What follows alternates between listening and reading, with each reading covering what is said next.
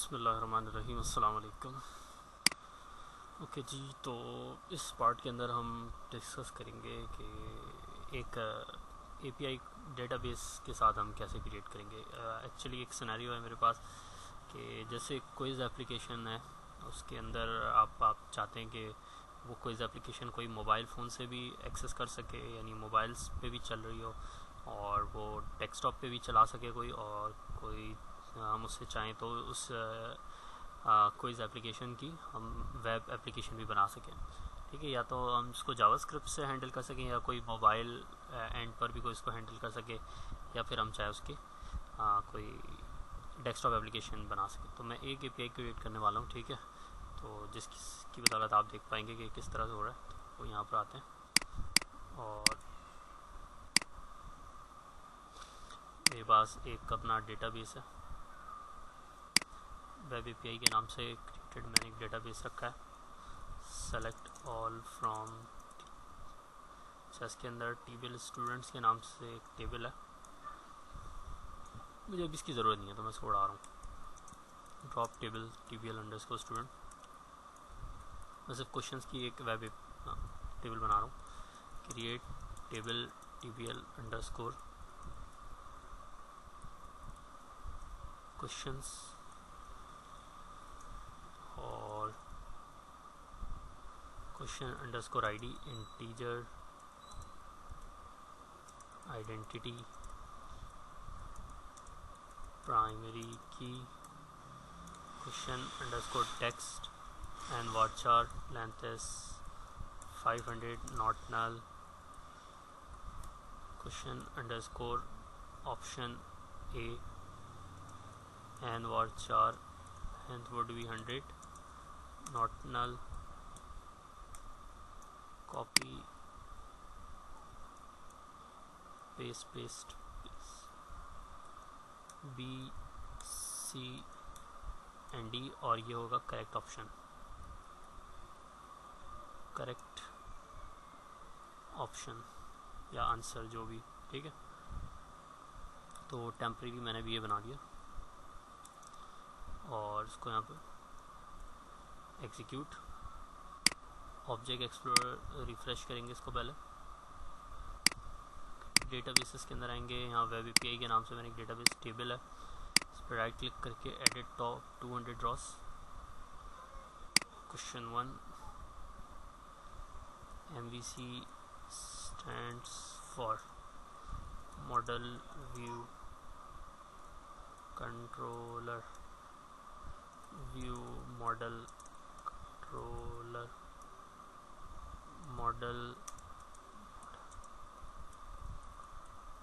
ठीक है, इस तरह से कोई भी क्वेश्चन मैं दो तीन चार ऐसी लिख देता हूँ अभी। मॉडल कंट्रोलर व्यू, इसी तरह से जो करेक्ट ऑप्शन है। तो ये भी मैंने हार्ड कोडेड करने पड़ रहे हैं, सही। इसको क्रिएट करने की भी एक अलग एपीआई बन सकती है। HTML स्टैश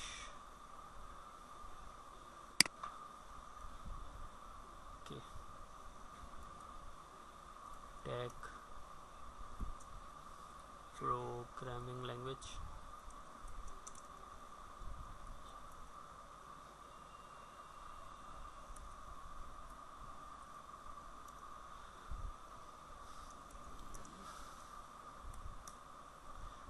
या फिर मार्कअप लैंग्वेज।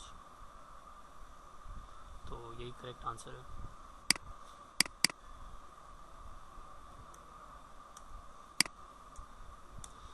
एक रिकॉर्ड और बस डाल देते हैं। API stands for non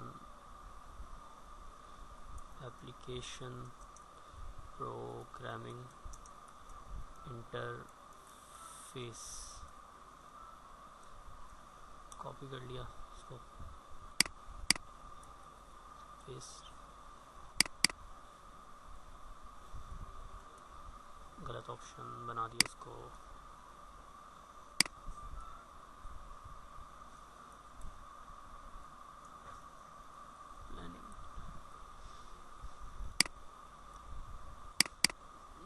design, ठीक है, इस तरह से कोई भी, और ये done. Select all from TBL underscore questions, और ये क्वेश्चन इसके अंदर। अब मैं ये डेटा चाह रहा हूँ कि मैं API के थ्रू इसको, पहले इसकी एक वेब API क्रिएट किया, तो हमने लास्ट टाइम जो एक प्रोजेक्ट क्रिएट किया है उसी के अंदर आएंगे, इसमें मॉडल के ऊपर राइट क्लिक करेंगे और डेटाबेस फर्स्ट को यूज़ करते हुए मॉडल अपना ऐड कर लेंगे डेटा में, video.net entity data model, EF designer, इस पर नेक्स्ट करेंगे। न्यू कनेक्शन बनाऊँगा मैं,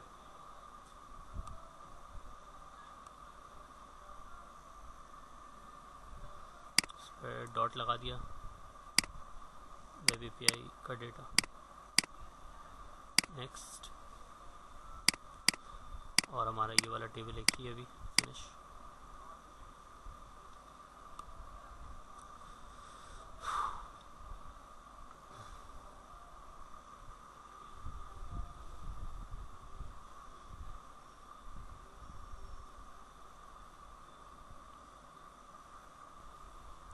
इसके बाद अपने प्रोजेक्ट को एक दफ़ा बिल्ड करें,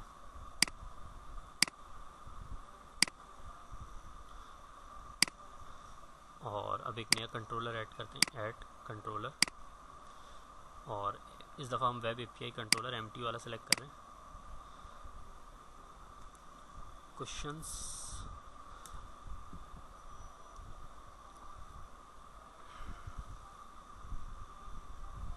ओके, इसका कंस्ट्रक्टर क्रिएट करना पड़ेगा, CTOR लिख के डबल टैप दबाएं, कंस्ट्रक्टर बन जाएगा, ठीक है। अच्छा, web.config के अंदर कनेक्शन स्ट्रिंग फाइंड आउट करनी है पहले।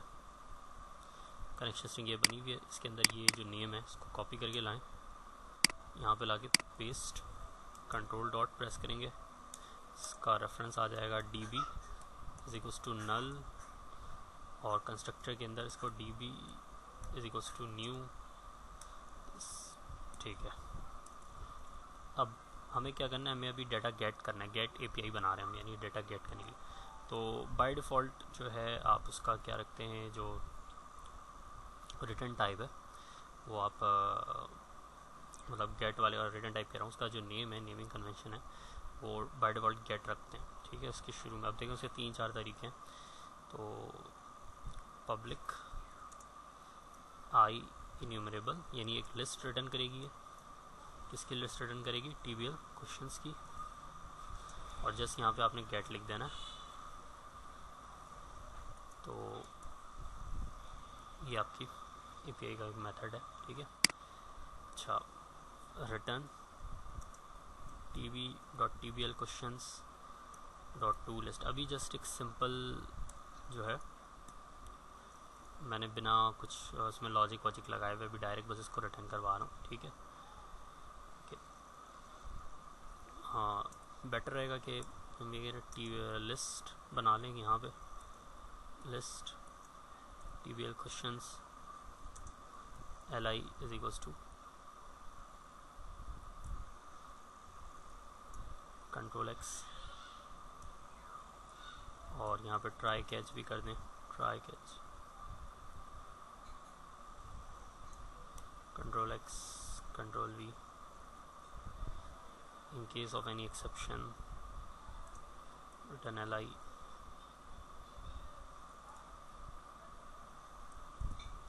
return http status code,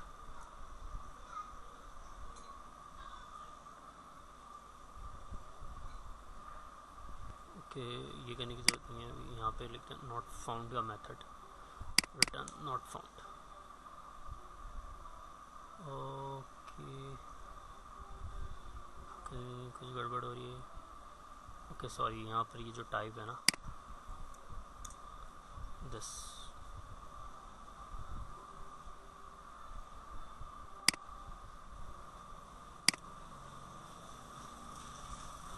और यहाँ पर रिटर्न ओके li,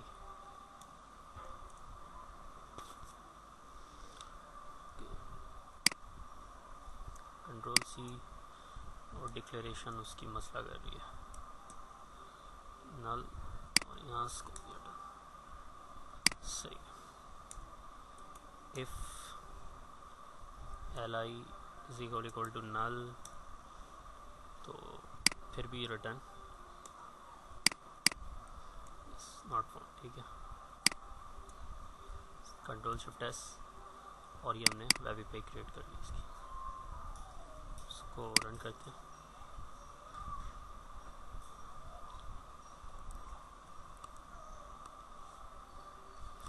तो नेमिंग कन्वेंशन के मुताबिक यहाँ पर लिखना पड़ेगा API स्लैश कंट्रोलर का नाम है क्वेश्चंस। तो ये हमारे पास JSON के अंदर डेटा आ गया। अब ये डेटा यूजेबल है एंड्रॉयड के लिए भी, किसी मोबाइल एप्लीकेशन के लिए, किसी भी जावास्क्रिप्ट फ्रेमवर्क के लिए, किसी वेब फ्रेमवर्क के लिए, या फिर इस API को कंज्यूम कर सकते हैं किसी भी डेस्कटॉप एप्लीकेशन के अंदर भी।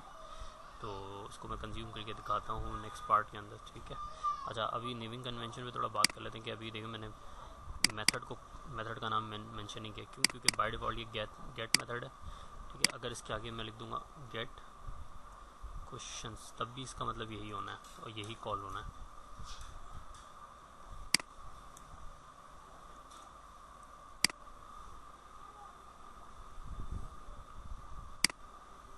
गेट क्वेश्चंस, देखिए अभी भी मेथड कॉल हो गया। ठीक है, जबकि आगे मेंशन करने की नीड नहीं पड़ी मुझे यूआरएल में कि ये गेट क्वेश्चन का मेथड। अब एक से ज़्यादा मेथड होंगे इसमें तो वहाँ पे आपको ये मेंशन करना पड़ेगा कि ये वाले मेथड को कॉल करना है। तो बाय डिफ़ॉल्ट जो है जब आप कुछ नहीं लिख रहे हैं तो वो पहला मेथड ही कॉल करेगा, गेट वाला। ठीक है, इन केस अगर हम गेट मेथड के अंदर से गेट हटा दें तो क्वेश्चंस नहीं लिखना चाहिए क्योंकि कंस्ट्रक्टर का नेम और ये नेम सेम हो जाना है। क्वेश्चन लिख देते हैं सिर्फ, या ऑल क्वेश्चंस लिख दें। ठीक है, सेव किया।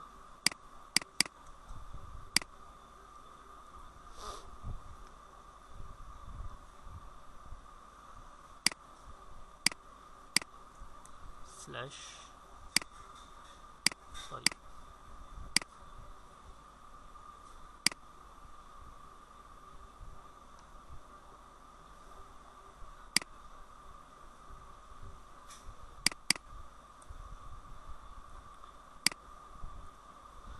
API questions. तो देखो यहाँ पे आ रहा message the request resource does not support HTTP method gate. क्यों? क्योंकि यहाँ पर कोई भी गेट से स्टार्ट होता हुआ मेथड नहीं है। ऑल कुछ फिर आपको पूरा मेंशन करना पड़ेगा यहाँ पे, all questions slash all sorry get लगाना ज़रूरी है बट ऐसा आई नेवर डू दैट, ऐसा हो जाना चाहिए था। तो उसका मतलब है नेमिंग कन्वेंशन इसके लिए ज़रूरी है। It's not calling it, sorry application ही बंद हुई है।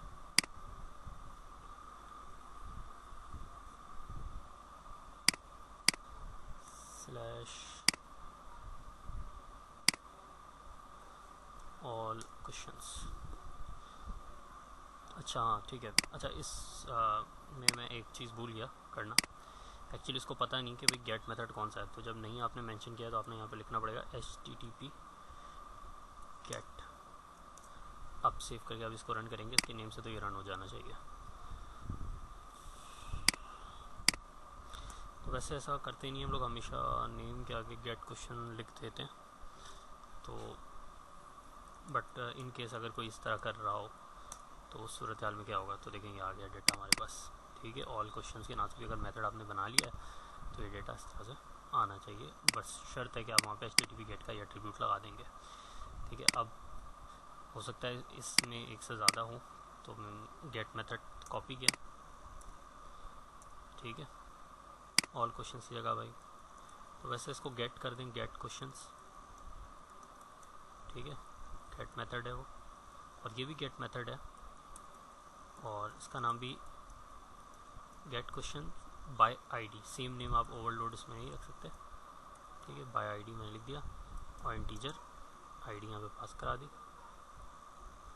तो this will not take it as a list. अब यहाँ पे टीबीएल क्वेश्चन लिखेंगे ओके, और यहाँ डॉट टू लिस्ट हटा देंगे, dot where lambda expression x dot question ID equal to this ID और आगे डॉट सिंगल और डिफ़ॉल्ट,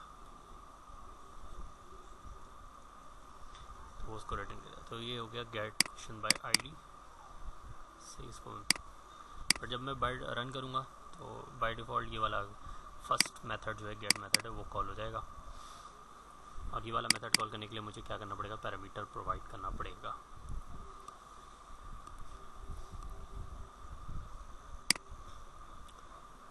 ऑल क्वेश्चन नाम का कोई मेथड नहीं है मेरे पास, मैंने उसका नेम चेंज कर दिया था, गेट क्वेश्चंस कर दिया था। ये देखिए ओके, क्या कह रहा है, the request invalid parameter dictionary contain a entry for ID. Okay, अच्छा वो दूसरे वाले क्वेश्चन मेथड को कॉल कर रहा है। Okay wait